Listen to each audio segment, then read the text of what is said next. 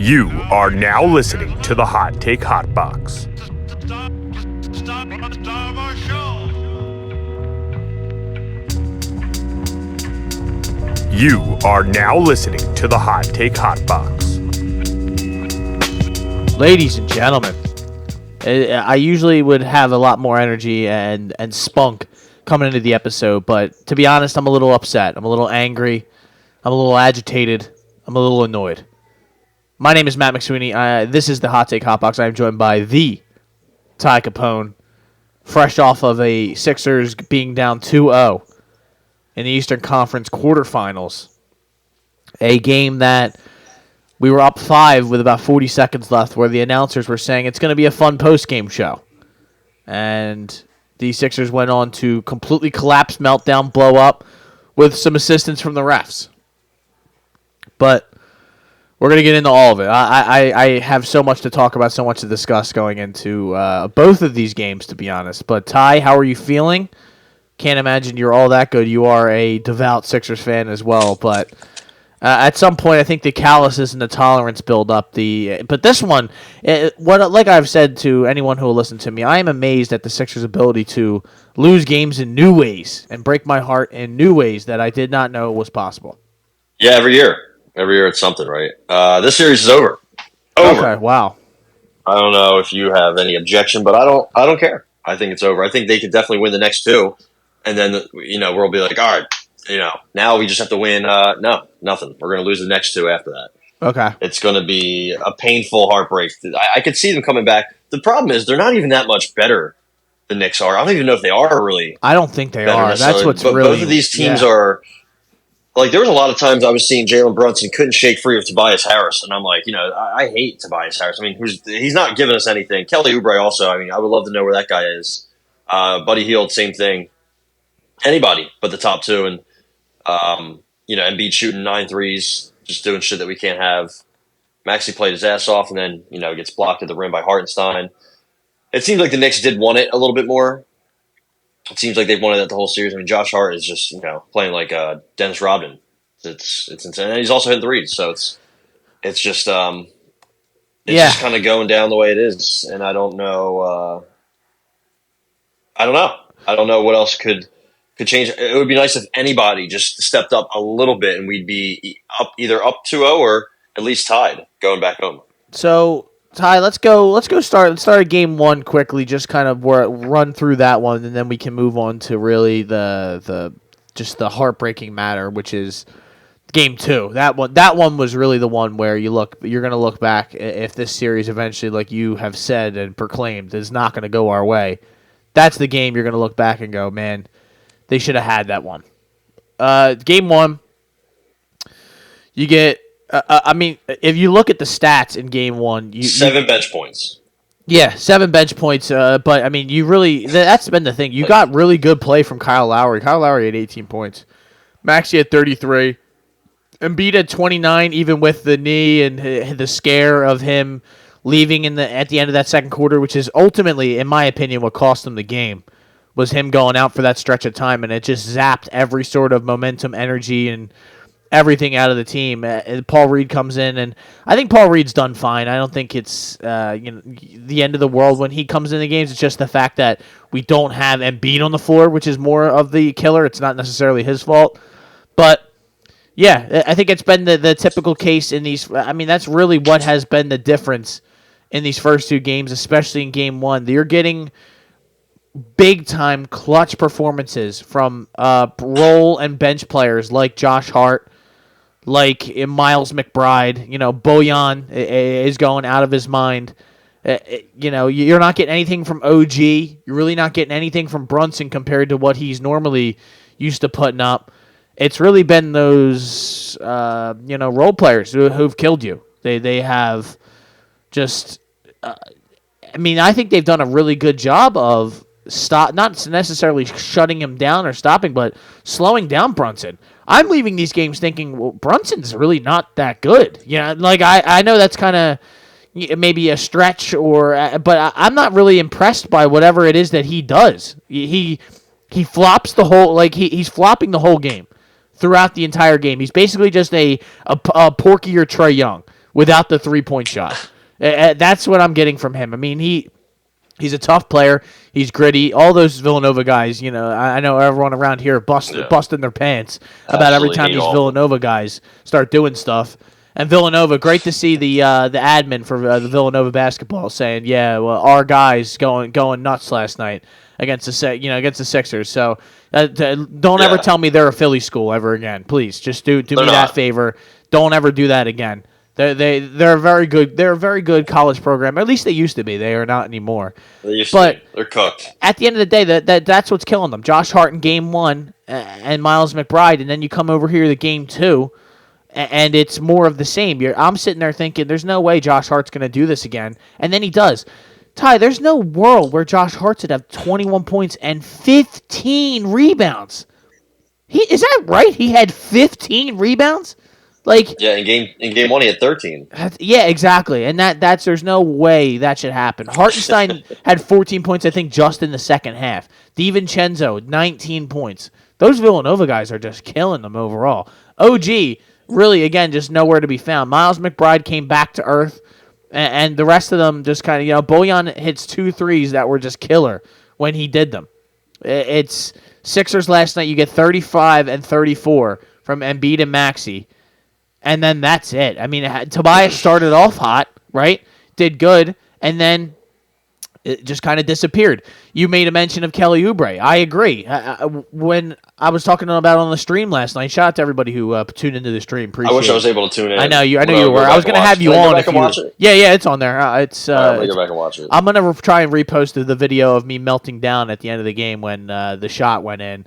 When's the next game? Thursday? Thursday. I will not be streaming, unfortunately. I will be. I'll be working. Yeah, I know. Game 4. Game 4 is a Sunday. It's possible. All right, let me know. If it's the right time, I may enjoy a couple adult beverages while I'm watching the game. But I think you made mention of it, and I said it last night. Maybe this is why Oubre was available for as long as he was come this offseason. He's disappeared, completely disappeared in this series, and has been rendered irrelevant. Buddy Hield. Maybe there's a reason this guy we didn't want or we didn't have this guy for so long, or that he was available at time. I mean, he scored his first points of the series last night on a tap-in layup that was fed to him by Tobias Harris. It's Lowry in game 1. God, he didn't do anything, like you said. He was minus 16 in game 1. Miles McBride in game 1 was plus 37. Yeah, I mean that's insane. That's insane. Bojan was plus 27 in game 1. And in game 2, our bench still just awful. Their bench, I believe, plus. They were all plus minus. Paul Reed in game 1 was a minus 21, I think. The playoffs really expose the bad players, and we just have a lot of bad players. Yeah. If I'm being, other than Joel and Tyrese, who can consistently give you efficient scoring, no one. No. Who else can give you good defense without fouling a lot? Probably nobody outside of Lowry and Lowry's 38. He's giving you everything he's got, man. I talked about that on the stream too. I'm very I'm shocked at how much he gave. He offered this team, and really the BBL guy. That big booty is bouncing around out there, and He's in every play. He's hustling. He's getting rebounds at as short as he is. He had 6 rebounds. He's hustling. He's doing everything that he can. I think Embiid had 10 boards going into halftime. I don't think he had a board in the second half. That's pathetic. That can't happen. I know you're hurt. I know whatever. But again, I have said this before. Nobody really cares how hurt you are or what the excuse is going to be after the season. Every year, it's a new excuse. Now, I was mad at the refs. We're going to get into that in a second. But they were bad. Yeah, but what do you it doesn't matter when we look back at this from 20 years from now, even 5 years from now, when you talk back about the Raptors series or the Hawks series. It doesn't matter how bad the refs were. You blew it. You lost. That's all that anyone remembers. Would you like to see? Ricky Council get a shot? I would like to see a young, I'd athletic, like to see somebody because I last night in the middle of the hungry stream, effort player. I'm looking at D'Anthony Melton, I'm looking at Rocco, and I'm like, is there any chance these guys come back? Like I'm praying in my head that somebody comes back and rescues this bench from irrelevancy because We're that's pretty much playing 6 guys. It's yeah, Batum. that's what it is. It's Buddy literally Hield an barely 8-man plays. lineup every single night, and Paul Reed isn't giving you really any minutes at all. And if you're right. Oubre's not doing pretty much 6 that are actually if playing Oubre's not minutes. scoring, I don't really know what he gives you. And he hasn't been scoring. He's not that efficient. He didn't even shoot a 3 last game. It's like, what are we doing? Embiid, I believe, for the series so far is 4 of 17 from 3. He missed a bunch of free throws last night too. He's not turning the ball over really as much, but you got to assume that will probably start to happen eventually. His defense has been good. He's been fine. I mean, it's just 2 guys, and that's it. We need something from somebody else. Tobias Harris playing 41 minutes, scoring 10 points is just pathetic. I don't know. And I'm not even really gonna hone down on him. I've grown to just accept that this is who he is. He's he's. I wouldn't say the word is washed because I don't know if he was ever really, worthy of not like the other word, which isn't washed, I guess. I don't know. But I just think that this is what he is. You can't expect him to kind of have an out-of-body experience and just really start turning into Miles McBride or one of those kind of guys. Now, we'll get. I don't want to move too forward. I do want to just talk about the ending of last night's game. Maxey hits that huge 3. Now, they're going back and forth at the end of that game, it really was a great game. Couple things before we get actually into the end of the game. Brunson, I don't understand how they give him the calls that they do.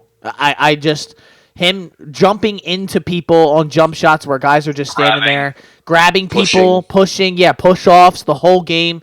They just let him kind of get away with shit that they don't let other players get away with. I'm glad Maxey started to push off a little bit last night, started to free him up some space because apparently you're allowed to just violate the rules of basketball when certain refs are reffing the game. And those refs, I had never heard of any of those guys last night.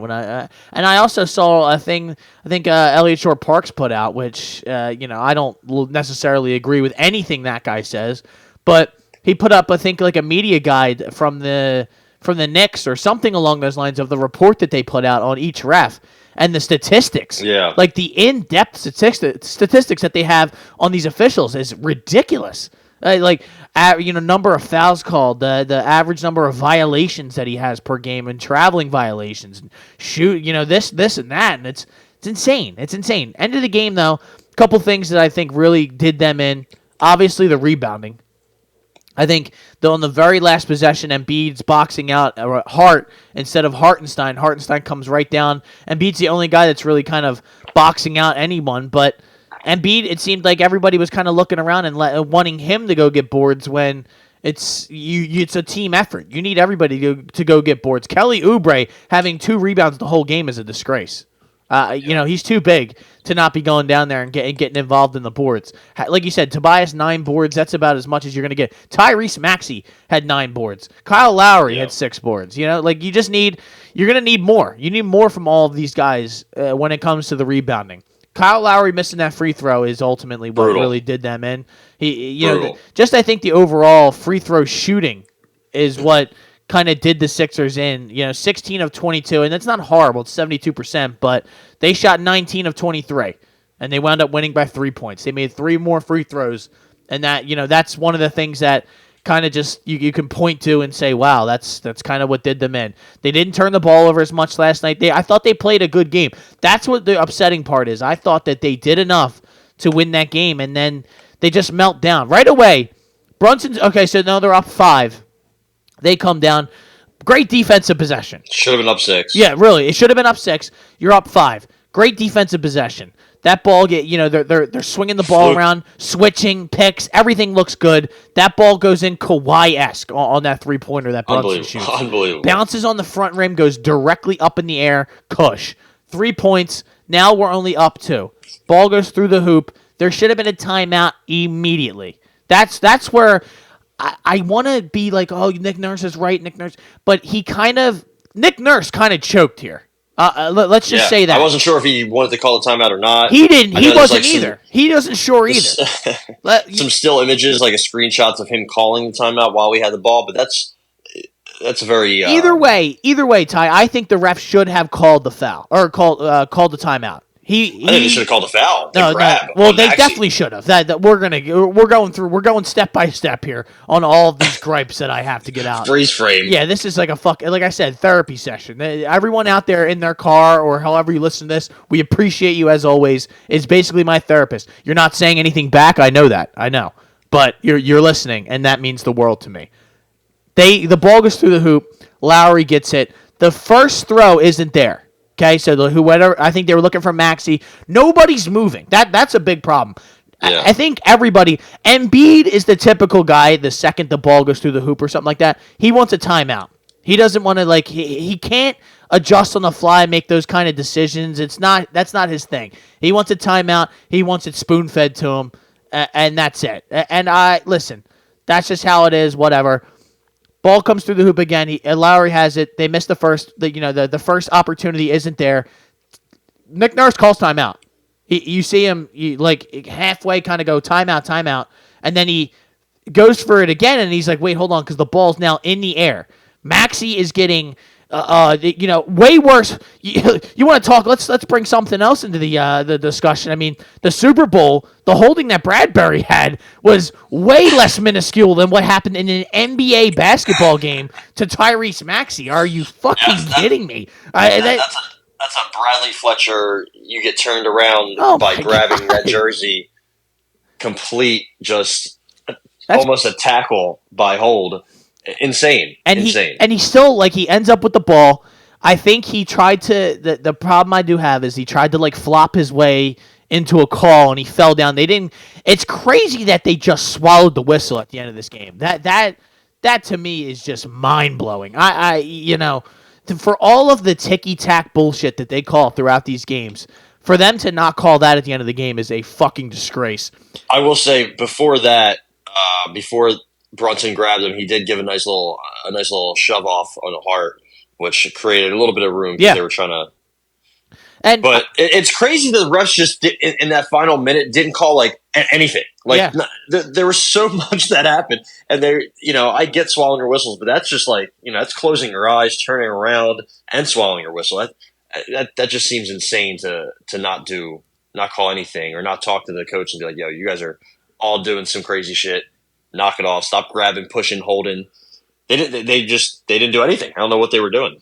Well, they really weren't doing anything, and he goes to he basically falls over. He gets double teamed, falls to the ground, still has the ball, and you see Nick Nurse turning and calling timeout to the official that's out at half court, and he just completely ignores him because there's no way. Especially he's standing right behind him. I know that for a fact because that's how they align on plays like this. There's no way that he doesn't see him call any of those timeouts. I don't know what he's looking at. I get he's looking at the play, but you can see out of the corner of your eye this man going like this. You're supposed to be looking for that. That's who would call the timeout. That's one of your jobs on that side of the floor. Now, the other guys on the baseline, I understand, and I think Nick Nurse should have been a little bit more demonstrative when calling it. I agree. Run on the court. I agree. Throw your shoe at somebody. Apparently, he's gotten shit for that before because he's done that in the past. You're going to see. He's probably going to do it, and they'll probably tee him up for some nonsense again.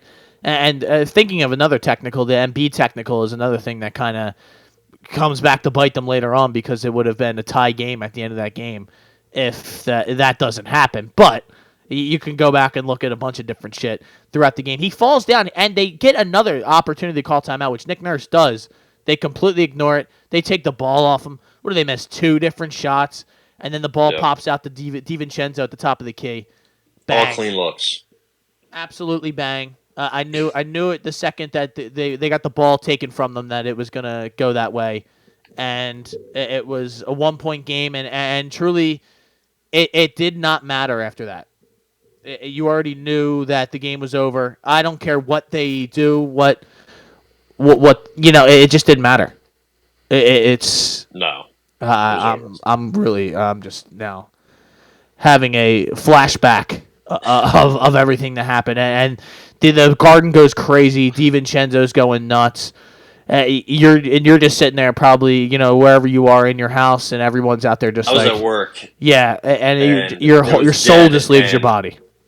I'm like, damn, that's just because it's funny. Maxi, he gets blocked by Hartenstein. We still have a chance, and there's like what 6 seconds left, and they just slowly bring it up the court. I'm like, what are we doing? Yeah. There's 6 seconds left. You're just bringing the ball up like there's 14, and then you give the ball to Embiid to shoot a three from 35 feet out with like point 0.5 seconds left. Nobody, they just got scared. They all like shit themselves in the Yep. last minute. Including the coach. And it's just all of them. It's just literally everybody involved, and I don't see how that's really how they're going to be able to recover from that brutal of a loss. To be honest, Yeah, like if this were another franchise, and maybe I don't know the Warriors, someone like that who has championship DNA inside them, then you might be like, they can come back from this. That's what championship teams would do, be able to survive a just heartbreaking, catastrophic defeat like this. I don't know if the Sixers can do that. I haven't seen them do it in the past. I mean, last year, Game 6, there was another opportunity to kind of just move on to the Eastern Conference Finals. That was even a bigger opportunity than this one was last night, and they folded on that. And then you saw what happened in Game 7. None of them wanted to be there. Everyone kind of just made their mind up that this series is over. And it's I could see a similar thing happen here. Now, I mean, they're going home. I'm not as dead in the water anti-Sixers. They're just not. It's not going to happen as much as you are. I do. I understand that thought process, and I don't. I wouldn't call anyone an idiot for thinking that. I'm just going to count on the fact that we have the two best players in this series. It hasn't proven to be productive or good for us yet, but I think that we are going to we're going to get better performances from those bench players and role players. I think the bench and role players always play better at home as opposed to on the road. I think you're not going to get as good of performances from Josh Hart and guys like that throughout this whole series. Otherwise, Josh Hart deserves a max contract. It's just you at some point, some of these guys on their squad are going to have to come back to earth, and our guys are going to have to play better. Now, I see people like, oh, Brunson hasn't even played that good. It's like, I don't think Brunson's really – we're kind of – I think it's more of a locking down Brunson than anything else. I don't think it's like he's missing these open shots, and it's that he's getting a ton of free throws. That's why his points are elevated still. I don't think he's really playing all that bad. I don't think he's that good. I don't know. I'm sorry. I don't think he's that superstar that everybody tries to tell me he is. And I hear Knicks fans saying that he's like the next one, and I'm like, I don't know about that. He's a good player. He's not on that level that they all try to act like. But Ty, after the game, Joel given his post-game press conference or post-game like little interview thing at his locker, and he won't pick his head up. Okay, can you explain to me why that was or why he did that? Also, what happened with his eye? It kept twitching. I don't know. I don't know what's going on here. I'm hearing things that people are saying that if you have knee problems, your eye twitches or something. I don't. I saw somebody screenshot that. I mean, he got hit in the eye in Game 1. I know he got like fucking elbowed or headbutt or something right in that eye, and he's got that classic old orbital injury from Markelle Fultz. Thanks a lot for that, Markelle. One of your best, one of the best things you did apparently in this city, or most memorable things you did in this city, was injuring Joel Embiid. So thank you. We will always remember you for that. But Ty, listen, you're the leader of the team.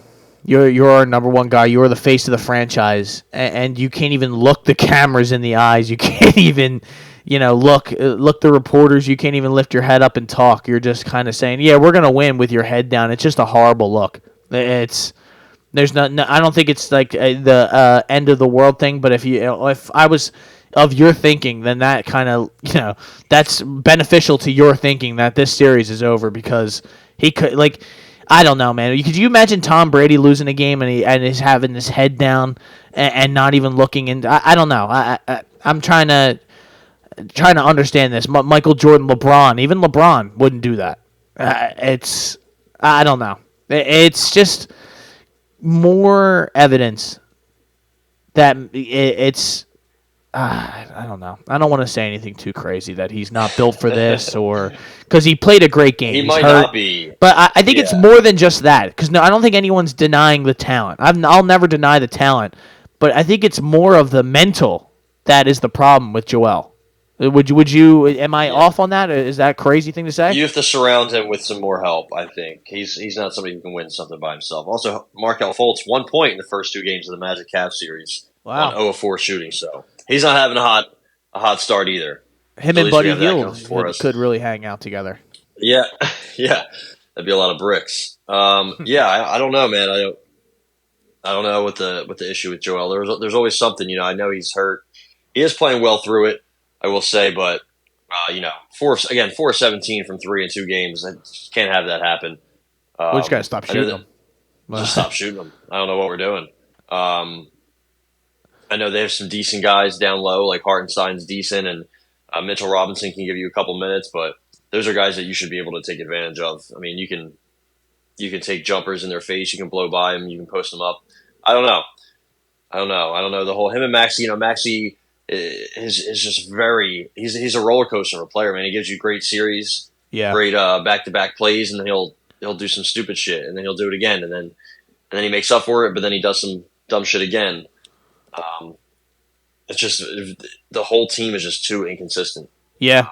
Minute by minute, even, let alone game by game. So that's why I have just no faith in them. And I would like to see somebody else come off the bench, maybe like Jeff Doughton or Ricky Council, some of these young guys that we gave contracts to for a reason. I thought maybe to play them in the playoffs, just in case Nick Batum had to be the savior off the bench, and then beyond him, there was nobody else we could really play. So who knows? Maybe those guys probably wouldn't do much better, but would they do much worse? I don't know. Yeah, Either way, I don't have that much faith going forward, and who knows? We'll see. Got to be something. It got to be a different look, or something can change here. Then We can win both at home, that's for sure. But I mean, we can win all 4 games. The real challenge. Yeah, starts. it's not really. It's not an impossibility that they go out and take care of business and win, those next 2 games, and then you're thinking, probably have a whole different mindset by Sunday where you're like, wow, they could actually go out and win this series. They just have to go out and close the game out in New York, and it'll look a lot like it did in that Boston series last year where you're like, wow, when they won that Game 5 last year against Boston, I was like, holy shit, they're going to do this thing. Like, they went out, dominated Boston in their crib. And I was like, "Holy shit, this is it!" It very easily can change. That's how the NBA basketball, NBA playoffs are. How quickly things can really just adjust and go in a different way. But right now, I don't know. I don't feel. I kind of feel a lot of the similar things that you do, and I don't trust them and their inability to kind of close these games out and really have that killer instinct and find a way. The one common denominator through all of that has been, Joel has been here this whole time, and it seems like I can't blame everyone else, but not blame him for when these teams kind of just collapse, fall apart and just find a way to lose as opposed to finding a way to win. So, I'm hoping. I don't feel great about it, but Me either. We should keep it moving, Ty. I can't wait to see the last 2-minute report. For that's where they say, listen, we fucked up. A mistake was made. You're like, oh, okay, thanks. Yeah, that should really that's gonna make me feel better. Same thing with the Lakers game. Yeah, that one was pretty crazy too. But that's just kind of how things go. I don't think the NBA. I'm seeing Adam Silver is a former Knicks fan and all that. I don't think that's really what it is. I think it's just that the way certain people play the game, they curtail or not curtail that they kind of promote that. The Trey Youngs and the Jalen Brunson guard play where they kind of just flop into people. They like it as opposed to when a big man does it. It looks better, and the refs kind of just help those guys out as opposed to anything else. Can't wait for that 2-minute report, though. It has not come out yet. I'm still waiting to see the nonsense that happens there. So, Ty, this week we do have the NFL draft to kind of switch gears a little bit here. Eagles still sitting at 22. No trades have been made as of now. Yeah. We have kind of discussed some of the guys that we won. I had a couple draft conversations last night during the stream. How do we feel in the week of the draft? I know you're a big draft guy. You love the draft, as do I, honestly. But how are we feeling heading into the week? Do you have a new guy that you want? There was a latte reference last night on the stream. I know. I hope some of our devout listeners were. Shout out to God Beads. damn it. Was letting us know. Yeah, he's like, I said, I used his actual name. I was like, Leatu Latte. Somebody was like, oh, you mean latte? I was like, yep, that's exactly who I mean. But do you have a new guy? Do you want who if you had to pick one guy right now that you think will be there and that you want the Eagles to select, who would you pick? Well, since Isaiah Rodgers just got reinstated, I'm starting to really doubt they go corner in the first round. Not that they won't go in the second or third. Yeah, I would really love. I honestly really like Edgerrin Cooper, the linebacker, in that 50 spot. But also, I don't think we're going to hear about the tampering issue until next week. So we're not going to lose a pick in this draft, right? I would assume, Good. unless they're just going to take a guy from us. But I That'd don't be think crazy. that's the thing. So next year they can just. It seems like a second or third, or maybe like a third and sixth. I don't know. It won't be as bad as the Falcons, but we're going to lose a pick, which is very unfortunate. I hate that happens, but I don't think we're going to take a corner. It seems like we're going to trade up. It seems like that's something that they're going to do. It seems like it's something they've done, 3 years in a row, right? Because they traded up for Jordan Davis. Didn't love that move and still don't. They traded up for Jalen Carter, right, one spot, and then did they trade up in? I don't think they did before that, but it's something they'll do. Devontae, they That's traded back and then traded up or something, right? Something like that, right? Yeah. They traded up in that second round pick to get Dallas Goedert. So if they like somebody, man, they're going to go up and get them. I have a weird feeling that it might be for like Amarius Mims or some kind of lineman. Okay. Not that I'm so against it, but I could see them trading up and then taking a guy where we're all like, oh, you didn't have to trade up for that guy. You could have waited, kind of like Jordan Davis. I have a feeling that's going to happen. I might be slightly disappointed if they trade up for Tyler Guyton or Amarius Mims, two guys that can't play inside at all. They're both 6'8". I love that, though. You can kind of park them behind Lane Johnson for a year or two. It would kind of suck to see our first round pick that know that he won't really play much as a rookie or in the second year even. It's kind of like a buzzkill, but in the long run, it would make a lot of sense. We don't really have. Jordan Mailata's, he's awesome, but eventually, by the time Lane's done, I'm assuming Jordan Mailata will be in his 30s, right, or at least in his early mid 30s. So it makes sense to draft a tackle for the future, but so I wouldn't be against it. I just wouldn't be all excited. I really hope they move up to 16, 15, maybe where the Colts are, and get either Quinyon Mitchell or Terrion Arnold. That's who I want. I don't care how small Terrion Arnold's hands are or whatever some of his critiques are. He's a dog. He likes to tackle. He's much better than Kool-Aid McKinstry. Just because Kool-Aid was a 5-star recruit and his name's Kool-Aid does not mean he is that good. Cool name. Terrion Arnold's a stud. He's not the biggest. He's not the strongest. He's not the fastest. But I think he's the best cover corner in this draft. If he was a bigger, better athlete, he'd probably go top 10, kind of like Quinyon Mitchell in that range. But Quinyon Mitchell, I don't think is as polished as a cover corner. He's just a physical freak. I would like him too. I would love him.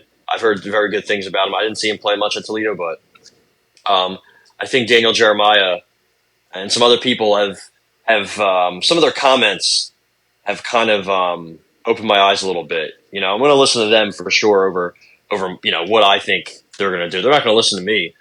I have no idea. So I think Daniel Jeremiah said Talise Fuaga, the kid from Oregon State, J.C. Latham from Bama, Mims and Guyton are 4 linemen that the Eagles might consider if they're around there.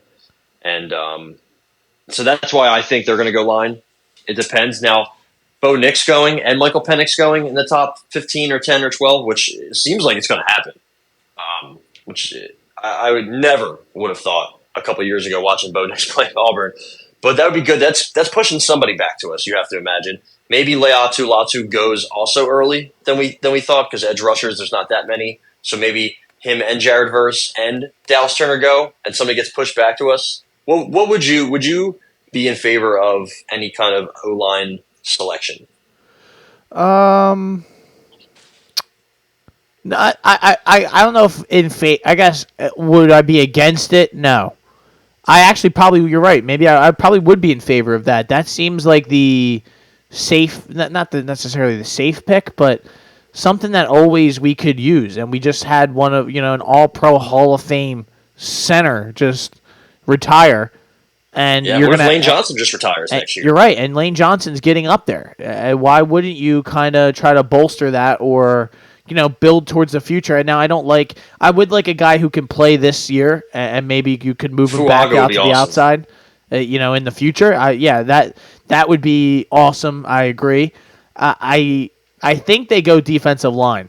That just seems like my instinct. You're not going to have Brandon Graham this year. You just lost Fletcher Cox. So you might not have Josh Sweat next year. You're going to have Bryce Huff, but it's going to kind of start getting thin there on the defensive line for a defensive line just 2 years ago in 2022 that was 70 plus sacks and had this many guys, that had 10 plus sacks. It was a wild time, and now it's kind of not a hole in our team, but it's like not the strength that it once was. Obviously. That's funny you say that. Honestly, I wouldn't be surprised if they really don't take any D linemen. Edge rushers for sure, but I don't even know if they would take an edge rusher because they feel comfortable with Nolan Smith. So why would they take? I guess so. Yeah, I another guess Nolan I don't Smith feel type? comfortable with him, and maybe they do. That would. I mean, I don't. Yeah, I don't feel that great, but I think they have the numbers at least on the D line. They have some guys like Jordan Davis, Jalen Carter, Milton Williams, Moro, Jomo, Marlon T. They're all kind of cheap. They're all young. They all have some years left. There's a bunch of bodies. You can always get a PJ Mustafa type. I do think they're missing, obviously Sweat, Graham. They're probably going to be here for a couple more years. They should maybe at least sign or draft another big body on the D line, or I know they love to pick guys up as undrafted free agents. Sometimes that works. So but I wouldn't be surprised Okay. if they honestly just didn't really take many guys on the D line. I think they're going to take a running back for sure in the second, third day. I think Daniel Jeremiah also said that he would guarantee that happens, which is interesting. I think I saw an article that said they thought we were going to trade up for a corner. There's rumors that we want to trade up for a corner. I think it was Schefter that said mentioned that we like to trade up. Yeah. And it could be a cornerback in that area, in that range. I'm all for it. A lot of people have us like their mock have us trading up to what's this? I don't know if this guy's name is Jonathan Reed. I forget. ESPN mock, he has to trade up to 12 to take Terrion Arnold. I saw that. And I'm all for that. I just don't think we do it. The last time we took a corner in the first round was 2002, Leo Shepard. But not that I think that should be a thing that you just keep doing. Like, I don't like that trend at all, but I'm not sure if they do it. So. Yeah, and like you made mention of, you have, although some of those guys are getting older, you're that cornerbacks room, there's a lot of potential talent in there that picking another corner would kind of, limit the snaps that maybe a Keely Ringo or some of those other guys. You just said Isaiah Rodgers. You just brought back Avonte Maddox. You still have Bradbury. You still have Slay. There's not going to be many snaps to go around, and it would be good to have a lot of competition there, but there's also some holes in the other ends of your team that you might need to fix. We've gone through the positions. Quarterback, you're good. Running back is good. Wide receiver, you could use a third one. Tight end, you could. We're not against taking a second one. A lineman, that seems like a spot where we could definitely see a pick. Me and you've kind of said you don't think that they're going to take a D lineman. I'm not sure. I just think based off the Eagles' past that's something that dog is barking so loud. That's crazy. This dog barks every day going by my house, and he screeches when he barks. It sounds like he's in pain, but he's just a regular dog, so I'm not sure what's going on there. He's living his best life, I guess. Yeah, linebacker we could always use, but they're not going to take one, nor is there one worthy. I think it's going to be either edge or offensive line, and then maybe cornerback as the third possible option. Ty, I have a mock draft for you. We're getting closer and closer. I'll pick one, you pick one like we usually do. This one was released 4 hours ago from R.J. White. I've never seen this gentleman before. He looks big, but that has nothing to do with his ability to pick a mock draft. So, number 1, Caleb Williams. Not a shocker there. Drake May going 2. There's a lot of conversation back and forth. It seems like no one's really going to know who goes 2 and who goes 3 until the night of the draft. Drake May going 2. They have J.J. McCarthy going 3 to the Patriots, jumping your boy Jaden Daniels, who will be picking at 4 for the Giants, who have traded up to the Arizona Cardinals spot. Even worse. What is going? There is all sorts of shit going on here. What's going on? Eagles trade up to 5. Number 5 is the Cardinals pick, who I guess they trade back up for the Chargers pick. I don't know, but they get Marvin Harrison Jr. Number 6, Joe Alt to the Chargers. Could always use a lineman. Malik Neighbors going 7 to the Titans. Michael Penix going 8. Wow. Mock trade with the Falcons. How about that? Rome Odunze going to the Bears. Brock Bowers to the Jets. I'm sure Aaron Rodgers would love that guy because he's a big white guy. Leatu Latu, not to be confused with Mr. Latte. He goes 11. 12, Dallas Turner, and I'll keep Fuaga, who you made mention of. He goes 13 I like him. to the Raiders. Fashanu, that's a guy I would love. I think he's a fucking animal, but he's going 14. Byron Murphy, J.C. Latham, you like J.C. Latham? I think I would too. I mean, yeah, I just think he's more of a tackle. I think a tackle, he might right? be a tackle. Yeah, and he would kind of sit and wait, which we don't. I mean, not that we're totally against, but we would rather have a guy who. Just a little muscular, you know? Yeah, Futanu's going 18. Would that be a guy you'd be willing to trade up for? He's an interior O-line. I think he plays inside. Yeah. I wouldn't be against it. That's what I would. Maybe that would. That might be my pick that I would want. I would want them, if they have to trade up for an interior O lineman. I know that they're not the most valuable kind of guys, but I think that's really because when you look at it, it's either a cornerback or that now. Now I'm moved off of edge rusher. I think I'm with you. I don't know. Maybe Jared Verse. Who knows? Terrion Arnold going 19, Ty. So maybe that would be a spot where you could see. Or a guy that the Eagles could trade up for if he's going to keep falling down that far. Brian Thomas Jr. going 20th. CJ. Johnny Newton. There's a lot of trades on this one, so I don't take it for what it's worth. Yeah. Johnny Newton going 21 from Illinois. And Ty, at 22, the Philadelphia Eagles select Cooper DeJean, cornerback out of Iowa. DeJean is expected to go right around this spot in the betting market, and he's seemingly a great fit with the Eagles with the versatility to play either corner or safety, both needs in the secondary after last year's disastrous stretch run. DeJean's stock is trending up heading into draft week, and I wouldn't be surprised if he cracks the top 20 or if the Eagles decide to trade up for him or another of the top 3 corners to make sure they aren't shut out of the position or have to pivot to the next tier. I don't know if it's really that much of a, we need it, like we kind of just talked about. I don't know if it's I get some of those corners that we have are getting older, but I don't know, and it is a good corner draft, so maybe they don't want to miss out on it for years to come, but I don't know if this is like a needs to happen sort of position. What do you think? No, I don't think we need to trade up for Cooper DeJean. I would like to trade up for Terrion Arnold, even though I don't know if that's even really a great strategy. I don't think they would trade up for a defensive back, honestly. I think they would probably just take one at 50 or 53. There's going to be Javon Bullard. There's going to be Kamari Lassiter, possibly. One of my favorite players in this draft, Tyler Nubin, safety from Minnesota. You get him in the 3rd round, 4th round, possibly. I think they're definitely going to take somebody in the mid-rounds for sure. They're not going to forget about those spots, knowing the potential hole that this team could have in the coming years at corner, even safety, really. First, I have a hard time believing they're going to do it. Terrion Arnold, that's my number 1 guy. That's who I want. I'd be okay with most of the other corners. I don't love Nate Wiggins, but he is pretty decent.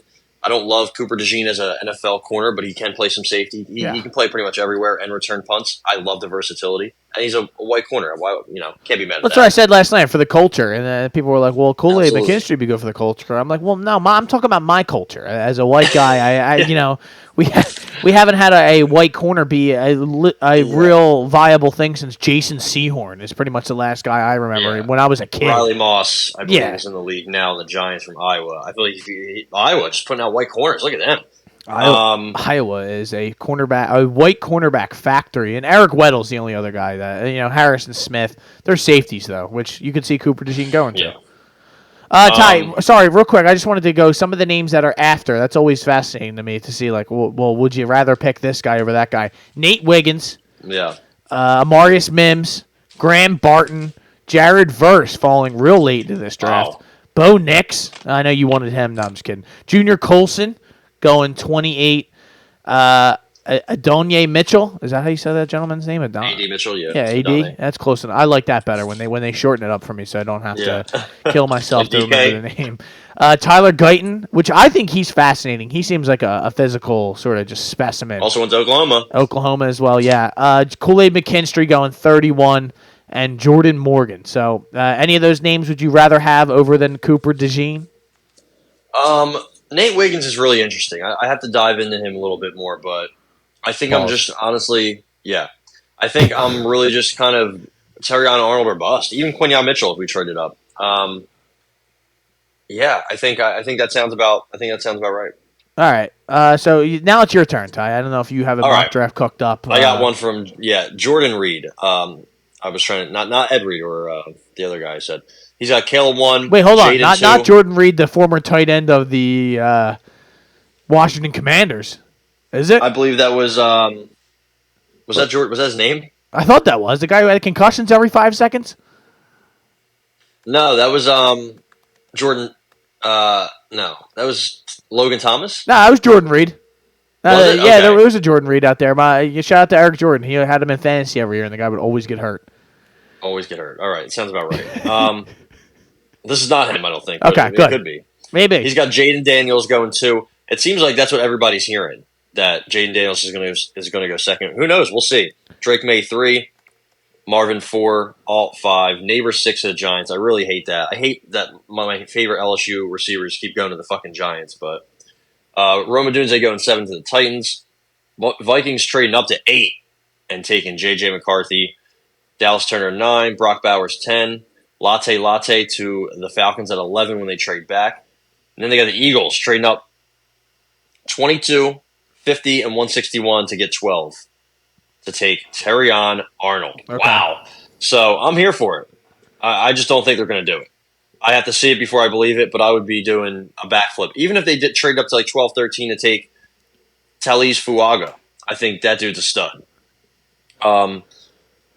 Either way, that's who I want is Terrion Arnold. So that's who he has as taken. Then he has Brian Thomas 15. Steelers trade up to 16 to get Latham. Quinyon Mitchell 17.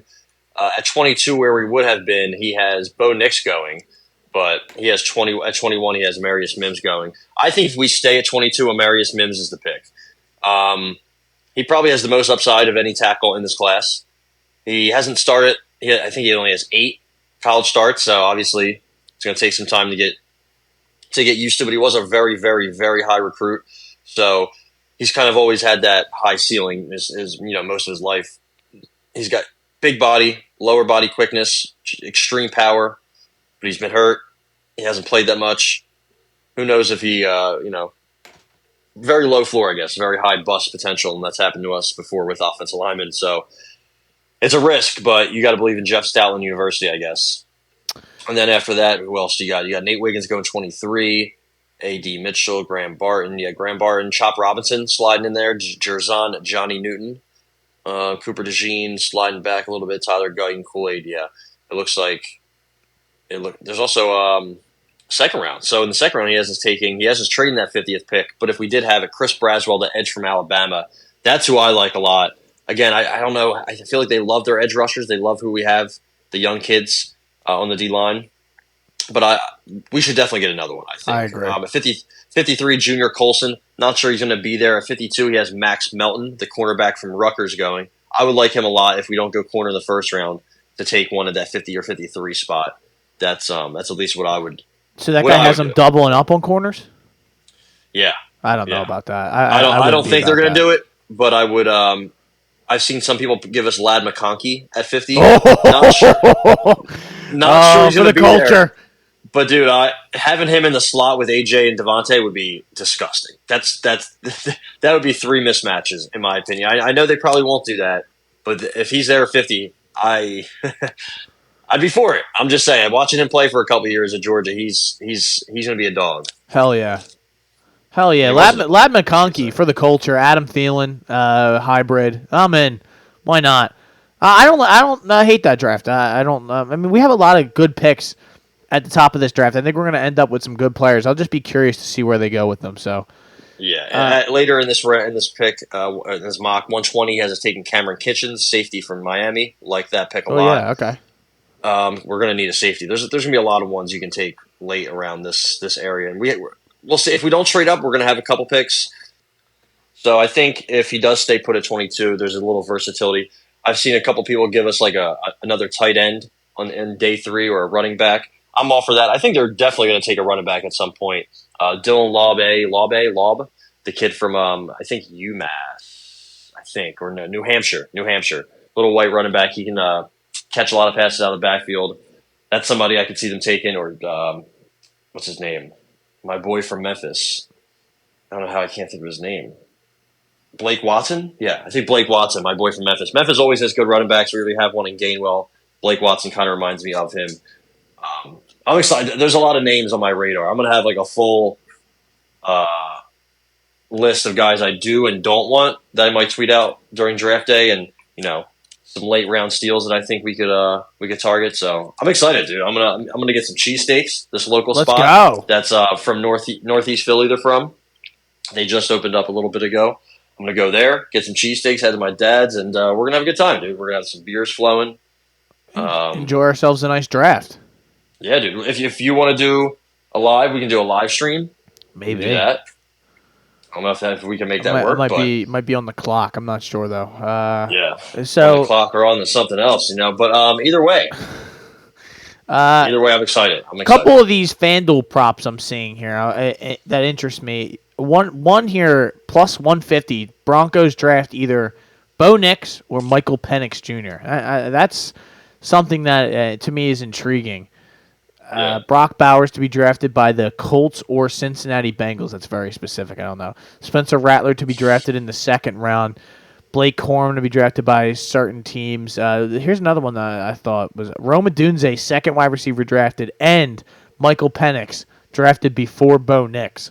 So wow, those are a couple. There's a lot of props on here that are interesting. Dude. They're very wild and different. I don't like betting the draft, but for people out there, I know a couple people, my boys, who do. So. Ty, before we get out of here, I just want to mention Phil's kind of tearing it up now. They've really turned it around.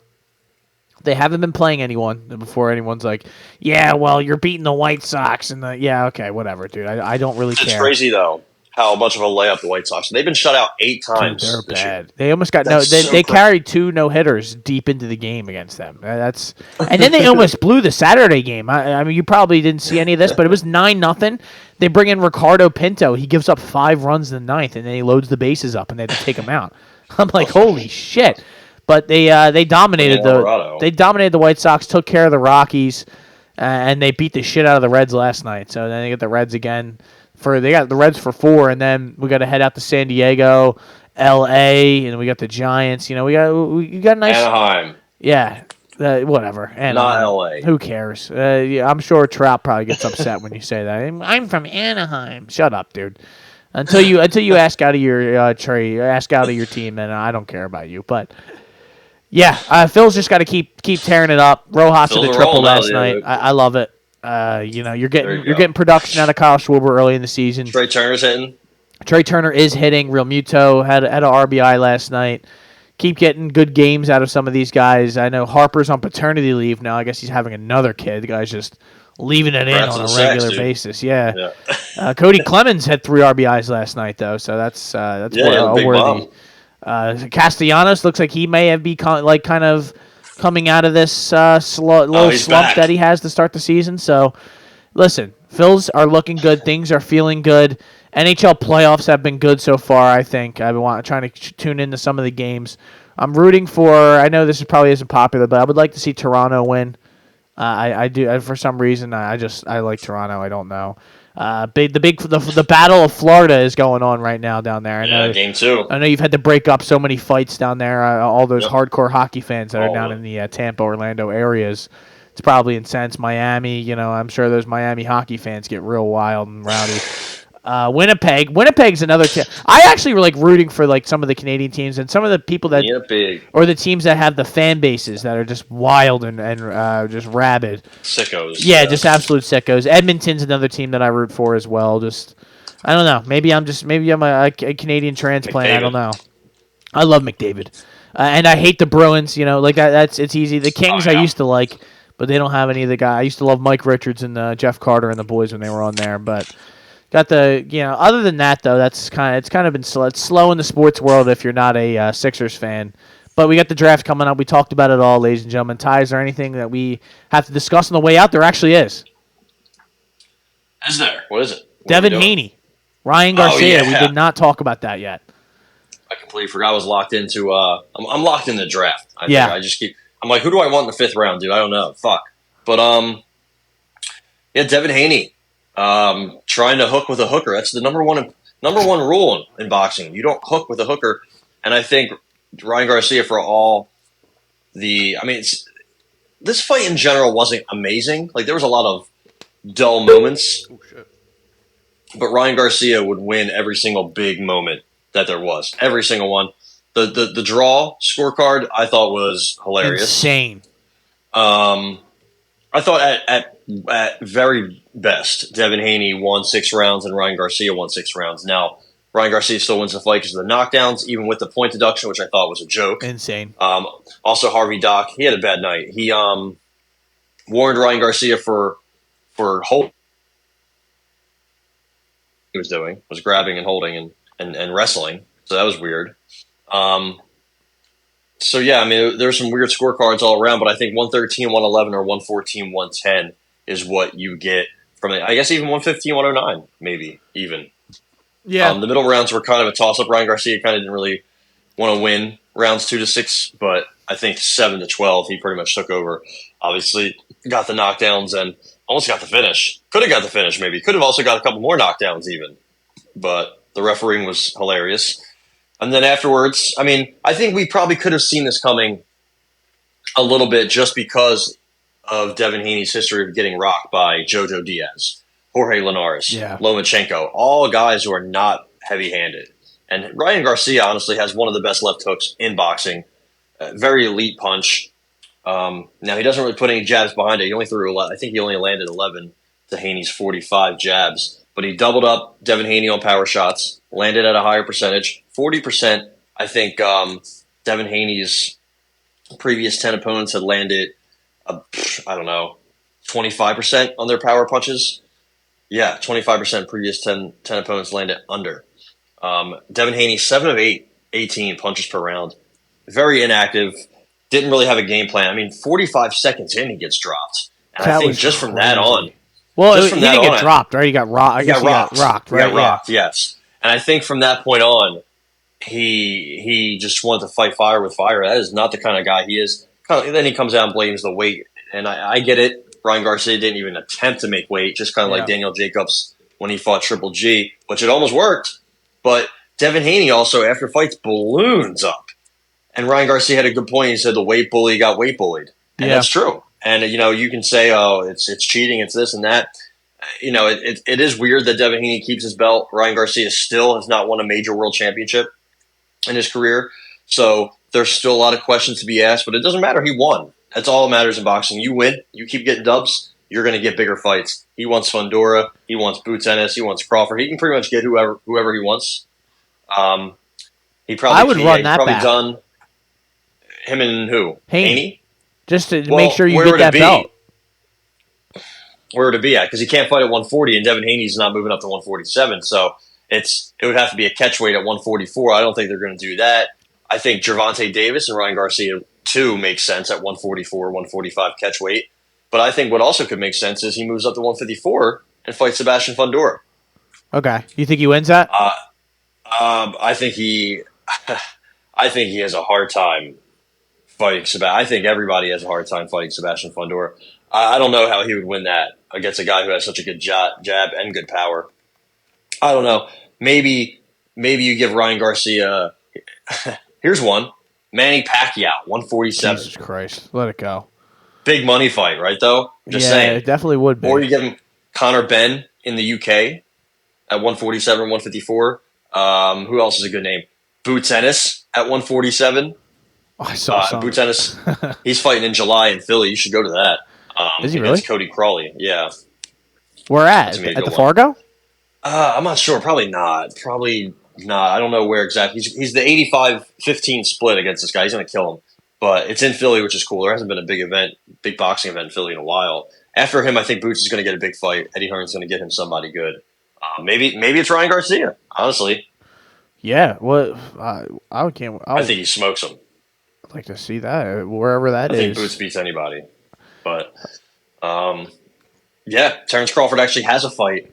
I was going to say Ryan Garcia, Terrence Crawford would be crazy, but Terrence Crawford, you don't want those problems with him. Terrence Crawford does have a fight at 154 against Israel Madrimov, my boy, August 3rd in LA. So that's me. Virgil Ortiz, Tim Tszyu is on that card. Andy Ruiz, Big Baby Miller. They're both back, and they're going to be on that card as well. And yeah, Saudi, PBC, and Matchroom all working together. So His Excellency is really just bringing these fights together. His Excellency stepping in and saying, "Hey, man, I'm making this fight happen." He's picking all the fights. So he wants David Benavidez to fight the winner of Beterbiev and Bivol, which, by the way, he put that card together. That's going to be a banger on June 1st. The winner of that against Benavidez would be just fireworks. He wants Boots Ennis to fight Terrence Crawford this year, and then he wants Terrence Crawford to fight Canelo in next year. This is what His Excellency wants, and by God, he's going to get it. Wow. So I'm reading. Now that you said that Boots Ennis is fighting in Philly, I've been just researching, and Eddie Hearn said on ESPN on Friday he plans to hold Ennis's next fight in July at Philadelphia's Wells Fargo Center. So wow, this is going to be at the Fargo. Boots Ennis versus Cody Crowley. Yeah, he's going to run through that guy. He's pretty tough, but if those tickets aren't crazy, I'm going. I don't care. Yeah, boxing tickets do get a little crazy, and Boots Ennis is a big name. Eddie Hearn's a cheap bastard, but he's good. I like Eddie Hearn. He's a good promoter. Should be a lot of seats there at the Wells Fargo though. So yeah. Maybe I'd be down. That would be a sick event. I've never been to a boxing match, so I would. That would be dope. There's one tomorrow night in Tampa that I was thinking about going to. It's kind of a lower, not big names, but some decent records, some decent undefeated prospects. So I was thinking about going to that. But it's like when you went to CFFC. Like it's not the highest of upper of most intense levels, but it's still when you're there, it's pretty intense. You like you said, you're sitting behind people's families. You're like, holy shit, man, this is wild. But I enjoyed that fight. I did almost fall asleep during it at portions until the knockdowns and stuff like that. But it is tough when you're out all day. I was out in the sun early, and then you come home and you're like, I'm watching, the poor Irish guy get jobbed, and I'm like, when are they going to start this fight? Like, it's so long and it's so late, and I get it. I understand it. It's easier for me with UFC because I'm so into the card leading up to it. It's hard for me when I'm watching boxing, and I'm like, I don't really care about this, gentleman from the Middle East or this guy from Ireland who I've never heard of before, and they're fighting, and it's a pretty good fight, but it's like just two dudes fighting to me. I'm not really invested in it as much as some boxing fans like yourself are. So yeah, your boy Sean McComb from Ireland, he got robbed against Arnold Barbosa Jr., who was the A side, of course. Mr. McComb, the public nuisance from Antrim, Northern Ireland. He won that fight easily, easily. Yeah, he beat Arnold Barbosa up for like 10 rounds and somehow lost the split. So that was crazy. The fight before that ended in a headbutt. Yes, I saw that. Mr. Melakuziev, I should say, the Beck bully, he won. It went to a decision. Weird fight with the French guy. Charles Conwell got back in the winning column with a finish in the 6th. Wasn't the best card ever. Golden Boy, they're very hit or miss with the events they put on, but definitely a good main event. Not as low active, but whenever they came together and threw punches, it was entertaining. So Yeah, shout out to Rye, King Rye. Still don't know about that nickname. I feel like his nickname should just be King. Yeah. Just King Ryan Garcia. But what do I know? I don't know shit. So he's still talking. He's still talking shit. He's Timothy Bradley's going on Twitter and being like, he's tweeting these novels because Ryan Garcia's dad said fuck Tim Bradley. And Wow. so he's got people tweeting their feelings out. So I guess Ryan Garcia's here. Did you see the video of Ryan Garcia's dad yelling at Eddie Hearn and then them clapping it up and being like, "Yeah, it's all everything's all good." It's just, Ryan Garcia's dad's he's a wild card. Yeah, now it makes sense, right? Yeah, there's a lot going on. Boxing dads are usually pretty crazy. I mean, Bill Haney's pretty crazy. Yeah, they're making excuses. Of course they are. Boxing is alive and well. Once you lose, boxing turns into politics. These guys are just figuring out a way to make it look like, it's all about controlling the narrative, and he's out partying, and the girls are yelling, "And still," he's having birthday cakes and stuff like that. It's just it's disgusting. Oh, my God. It's crazy that he's still the champion. I know. It doesn't make it. It's very confusing. He should have to kind of. I mean, he didn't make weight though. It is what it is. That's what's kind of tough about it. But yeah, I can't wait to see what's next for especially Ryan Garcia. Devin Haney's never really been a fighter where that's where I fell into. I bet more of an anti-bet against Ryan Garcia than it was a for-bet of Devin Haney, because I went back and looked and some of the fights, and I remember watching the Lomachenko fight, thought he lost it. Yeah. I remember seeing some of those fights. He's not exactly a power puncher, and I bet him to knock him out. I thought he was off his. I thought Ryan Garcia was off his rocker, and he was. Yeah, still is. He was. But I guess that's the best base for boxing, being crazy. Look at Floyd. Look at Oscar De La Hoya. So and look at MMA. You got John Jones and Conor McGregor, who are two of the guys who are just completely loose cannons. So there you go, Ty. This has been another great episode of the Hot Take Hot Box. We will be back later on this week. We're going to have a UFC. Where are we? We're still in Vegas? Vegas Apex? For that disgusting card. That'll be a quick one where we try to give you some picks and bets. We're back at the Apex. Dude, we also have Knucklemania 4 coming up this weekend. That's actually going to be a pretty good card. There's a lot of just craziness going on. It's probably going to be a better main event than Alex Perez, Mateus Nicolau. I'll say that. So, what is the Knucklemania main event? It's Mike Perry and Thiago Alves. Holy smokes. Yeah. All right, Knucklemania. Also, Alfredo Angulo, former boxer, is making his BKFC debut. He's going to beat the brakes off of this poor guy that he's fighting, Jeremiah Riggs. So that should be fun. Lorenzo Hunt, Mick Terrell. Remember Mick Terrell beat Arnold Adams in a comeback fight. He's fighting Lorenzo Hunt. That two scary big fellas. Todd Duffy, Ben Rothwell, Julian Lane's getting in there. So there's a lot going on. Knucklemania 4. I think it's going to be at the Peacock Theater in L.A. So Julian Lane's getting in there, man. That's always a bad sign. Let me bang, Julian. Let me bang Lane. That will never. Did he actually wind up fighting Mike Perry? We're not banging ever. Yeah, he lost to Mike Perry. He lost to David Rickles. He lost to Thiago Alves. He lost to David Mundell. Lost to Austin Hubbard. He's lost to a lot of fellas. I don't know how many wins he has, to be completely honest. Lost to Leonard Garcia as well. Jimmy Sweeney. Not to be confused with Jimmy McSweeney. So. Okay, yeah. Shout out to him. 13-10-1 MMA record. But there we go, ladies and gentlemen. A Russian fella, so he's probably going to lose. Oh, God, that guy looks scary as well. I'm clicking on his name. Yep. The Sailor, Yevgeny Kordanov. His age is not available. Okay, that's great. That's always a good sign.